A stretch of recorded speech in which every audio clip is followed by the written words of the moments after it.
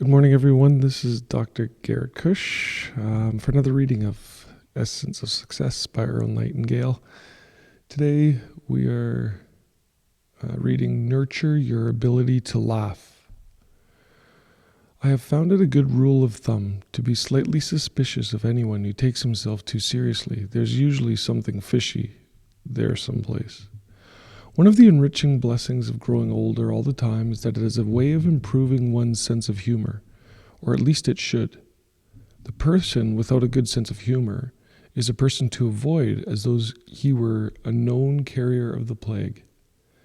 Horace Walpole once said, "I have never yet seen or heard anything serious that was not ridiculous."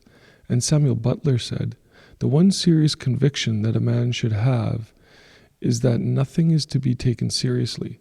It has been said the seriousness is the only refuge of the shallow." Oscar Wilde said, "It is a curious fact that the worst work is always done with the best intentions, and that people are never so trivial as when they take themselves very seriously." I remember that when I was in the service, one of the toughest jobs I had was to keep from laughing at the wrong times. During an admiral's inspection, for example, there's nothing funnier than the seriousness of the military, especially high-ranking military. The fancy costumes, the panoply, the shining sabers, the serious faces, it was all, to me, hilariously funny. We can be serious about situations. When a youngster is ill or hurt, or someone insults your spouse, you can get very serious about the situation in a hurry, but that's not taking ourselves seriously. That's different. The thing that bothered me about Hemingway, as much as I admired his work, was that I thought he tended to take himself too seriously.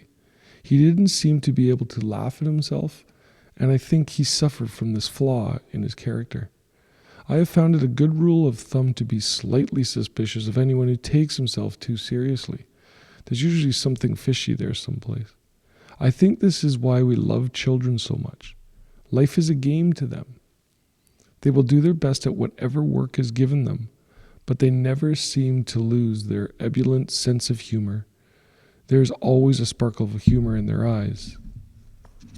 When a child lacks this, he is usually in need of help. Dictators are famous for their lack of humor. The mark of a cruel person is that he doesn't seem to be able to see anything funny in the world. And a sense of humor was what was so great about Mark Twain. No matter how serious the subject, he could find the humor in it and bring it out. So could Will Rogers. All the great comedians have this ability to see what's funny in the so-called serious situation. They can poke fun at themselves. There are those who believe that a sense of humor is the only thing that has kept the human race from totally extinguishing itself. People who are emotionally healthy with a sense of proportion are cheerful people. They tend to look upon the bright side of things and see a lot of humor in their daily lives.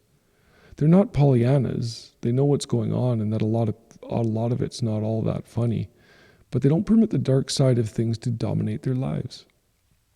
To my mind, when a person lacks a sense of humor, there's something pretty seriously wrong with them.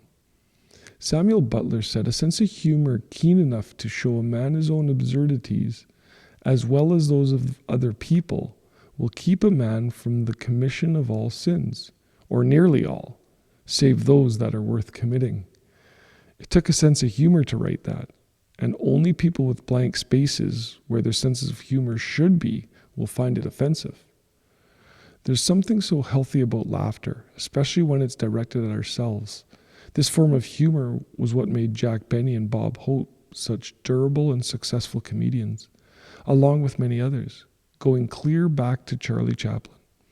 I remember the wonderful ending to that really fine motion picture, Treasure of Sierra Madre. After months of backbreaking toil and the constant danger of death from bandits, the characters find they have lost all the gold, that they're right back where they started from, and suddenly they begin to laugh. They almost faint from laughter. And you realize, and you realize they've seen themselves in their true perspective, the ludicrousness of the situation and their former greed. And just as suddenly, you realize that everything is all right again as they part and go their separate ways. There are times for all of us when all the laughter seems to be gone, but we should not permit these periods to last too long. When we've lost our sense of humor, there isn't much left. We become ridiculous. We must then go to war against the whole world, and that's a war we've got to lose. I love this reminder that, humor, staying light, laughing at ourselves, is really a way to bring the child back out of us and the spirit back into things, to not take ourselves so seriously, realizing, our place in the universe and our size in the universe. We're a speck there, so to be able to laugh at ourselves, to be able to laugh at situations that otherwise might seem serious, is a really, really good skill and character to have. So, this next day, take some time to giggle at yourself and giggle at the mistakes you make, and laugh at the things that otherwise you may have taken a little too seriously. Find that gift of laughter and that character of comedy inside of you, and bring it to life, so that you don't take yourself so serious. Life really isn't that serious. Become a child again. That brings you closer to spirit and source, helps you live your life from your heart. Love you all. We will see you tomorrow for another reading. Have a great morning.